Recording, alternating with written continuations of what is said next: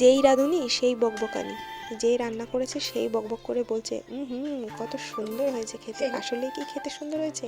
সত্যিই সুন্দর হয়েছিল সেদিন খেতে। তো ব্লগটা আমি সকাল থেকে শুরু করেছিলাম। গুড মর্নিং গাইস, কেমন আছো সবাই? আশা করি সবাই ভালো আছো। আমি যে খুব ভালো আছি তা না, কারণ আমার এই ফেসবুক জার্নিটাই কাজ করে করে না আমার মাথায় যন্ত্রণা হয়ে গেছে রাত জেগে। তো ফ্রেশ হয়ে আমি চলে আসলাম আমার শাশুড়ি মার কাছে। ওখানে এসে দেখলাম আমার শ্বশুরমশাই বাজার থেকে খেজুরের গুড় নিয়ে এসছে। ওটা আমার শাশুড়ি মা ওই মাটির হাট থেকে এই প্লাস্টিকের জারটার মধ্যে রাখলো। এই ক্লিপটা তোমরা আগে একবার দেখেছো হয়তো রিলস হিসাবে, তো তখনকার ব্লগ ছিল, এডিট করার সময় পাইনি বলে সেই জন্য আর পোস্ট করা হয়নি। তো সকালের খাবার দাবার সেরে চলে আসলাম আমার কাজে, এই মশলা বাটাবাটি করতে, কারণ এই মশলা বাটাবাটি কাজটা আমারই করতে হয়। তোমাদের দাদাভাই খুব সুন্দর রান্না করতে পারে বলে আমি বলেছিলাম যে হাঁসের মাংসটা তুমিই রান্না করো। এই দেখো কালারটা কত সুন্দর হয়েছে।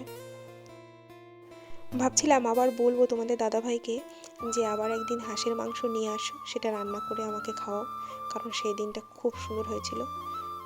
তারপর সন্ধ্যার সময় আমি বসে পড়লাম আমার কর্তব্য কাজ করতে।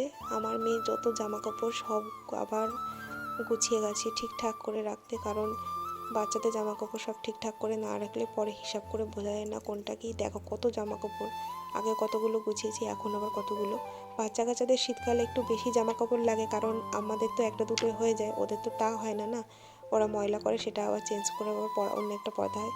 সকাল থেকে রাত পর্যন্ত এই করতে হয়, করতে করতে এই দেখো আমি হাঁপিয়ে গেছি গোছাতে গোছাতে।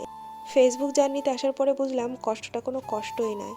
মারা এরকম কষ্ট করতেই পারে, সারাদিন বাচ্চাকে সামলিয়ে রিলস ভিডিও বানানো, তারপর ভিডিও করে সেটাকে এডিট করা, তারপর পোস্ট করা, সবার কমেন্টে রিপ্লাই করা, মানে খুবই হ্যাপার কাজ। কিন্তু এটা কোনো কষ্টই না। আর সন্ধ্যার সময় আমার মেয়েকে একটা হাড় দিয়েছিলাম, দেখো মেয়েটা হাড় চুষে চুষে খাচ্ছে। আমি তো ভয়ে আমার কাজ হয়ে গেছিলো, কারণ ওর ভিতরে খুব ছাল ছিল। আর বাবা চলে আসার পরেই শুরু হয়ে গেছে। কাদের কাদের বাড়ি এরকম একটা ছোট্ট পিচ্চি আছে যে ফোন দেখলেই শুরু হয়ে যায়। দেখো ওর বাবা ফোন চালিয়েছে আর ওর বাবার কাছে গিয়ে শুয়ে পড়েছে আস্তে করে। তো এইরকম পিচ্চি ঘরে ঘরে আছে, নো টেনশন। রাত্রেবেলায় আমরা ডিনারে করেছিলাম হাঁসের মাংস, আর আমার শাশুড়ি মা করেছিল পিঠে। মাংস আর পিঠে খেতে কে কে পছন্দ করো কমেন্টে জানিও। আমার ব্লগটা কেমন লেগেছে, যদি ভালো লেগে থাকে লাইক কমেন্ট করে পাশে থেকো। টাটা।